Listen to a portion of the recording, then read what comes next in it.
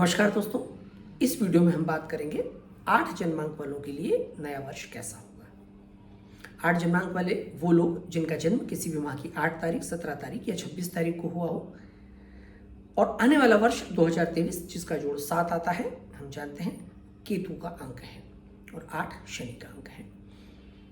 शनि प्रधान लोग अर्थात 8 नंबर वाले जो लोग होते हैं बड़े कर्म प्रधान होते हैं, धैर्यवान होते हैं, चिंतनशील होते हैं और किसी कार्य को बहुत सोच समझ करके शांति के साथ, चिंता के साथ, चिंतन करके करते हैं।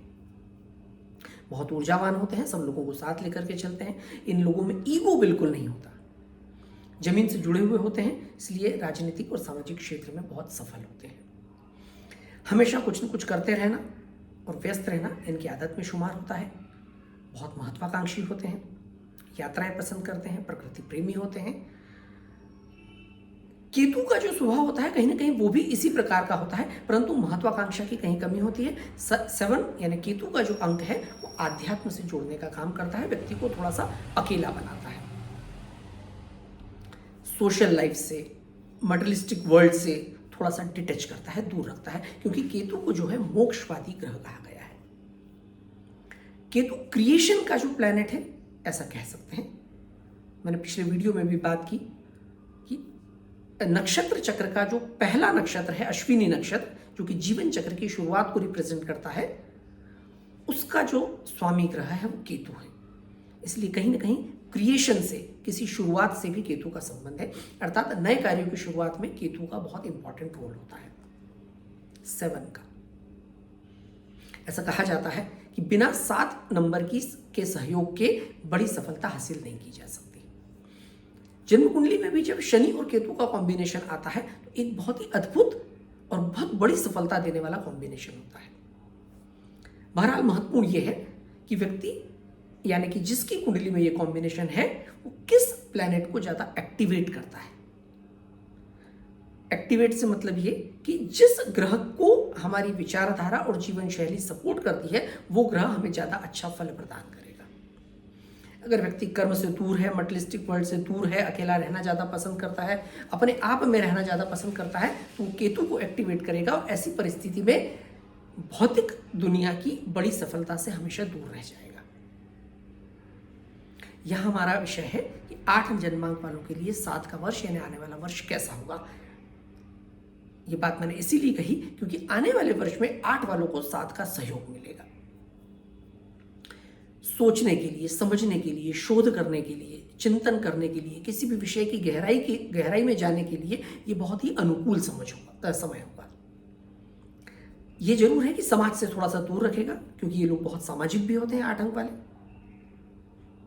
हमेशा किसी न किसी प्रकार की इवेंट को जो है ऑर्गेनाइज करते रहते हैं, लोगों के बीच रहना इनको बहुत पसंद रहता है। उसके पीछे कारण है कि अपनी महत्वाकांक्षाओं की पूर्ति के लिए एक समूह को, सोसाइटी को जोड़ करके चलते हैं। इनमें लीडरशिप क्वालिटीज भी होती हैं और इनके समूह में सभी प्रकार के लोग होंगे, ऊंचे वाला भी, नीचे वाला भी, यानी कि आर्थिक रूप से सक्षम व्यक्ति भी और आर्थिक रूप से कमजोर व्यक्ति भी।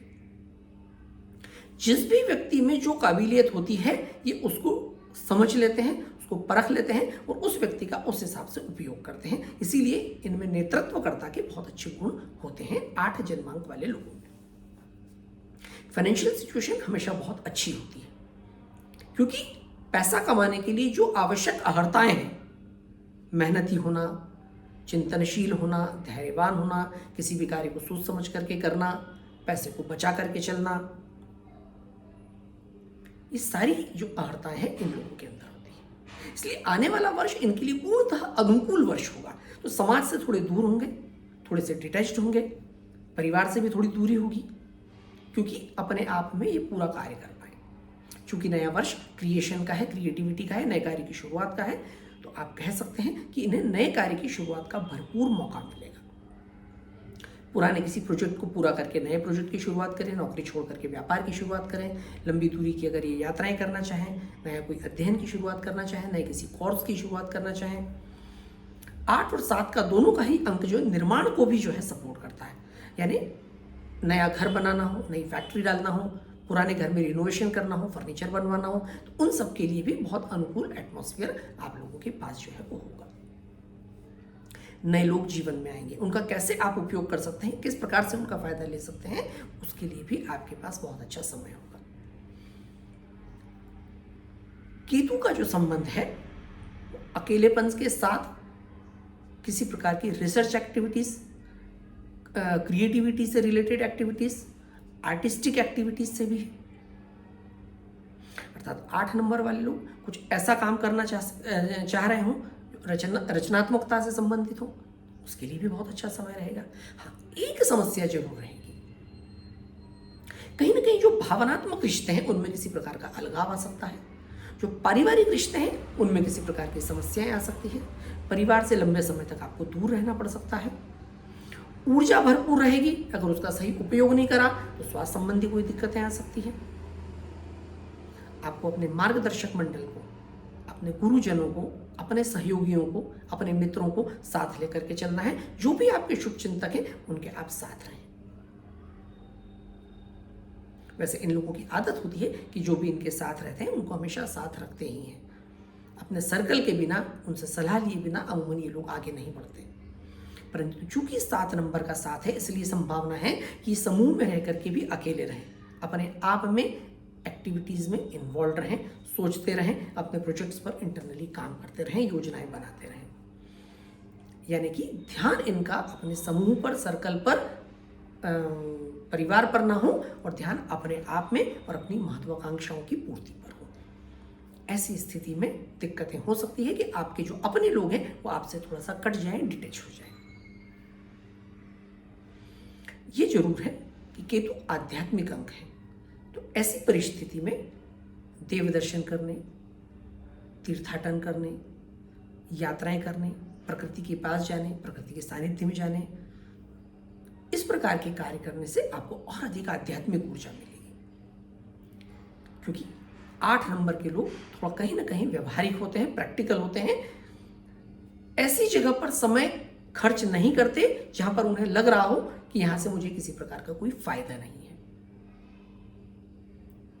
जबकि इस प्रकार की गतिविधियों से आपको इनडायरेक्ट इंटरनल एनर्जीज मिलती हैं, और बड़े कार्य करने के लिए आपके पास मानसिक और शारीरिक दोनों प्रकार की ऊर्जा होना बहुत आवश्यक है।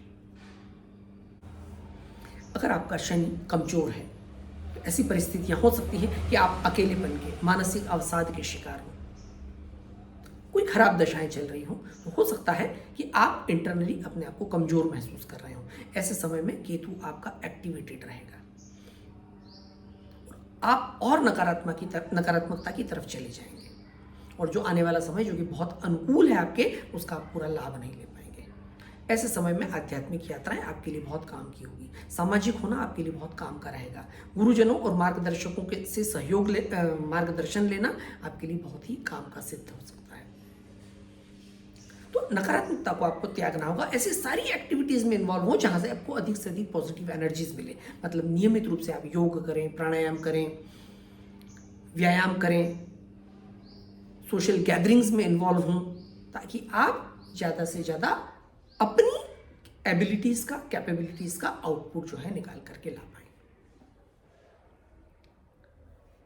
एक बात और, अकेलेपन की तरफ जाने की आदत अपनी जगह है, परंतु आपको यहाँ पर परिवार का साथ लेना होगा, परिवार के साथ मिलजुल करके चलना होगा। चाहे हो सकता है गलतियां आपकी हो या गलती सामने वाले पक्ष की हो, परंतु बीच का सॉल्यूशन निकाल करके आप अगर परिवार को लेकर के चलेंगे तो वहां से भी आपको सकारात्मक ऊर्जा मिलेगी, और अपनों के सहयोग से आप और बड़ी सफलता हासिल कर पाएंगे। मित्रों, आने वाले वर्ष की मंगल कामनाएं, आने वाला वर्ष आपके लिए शुभ हो। धन्यवाद।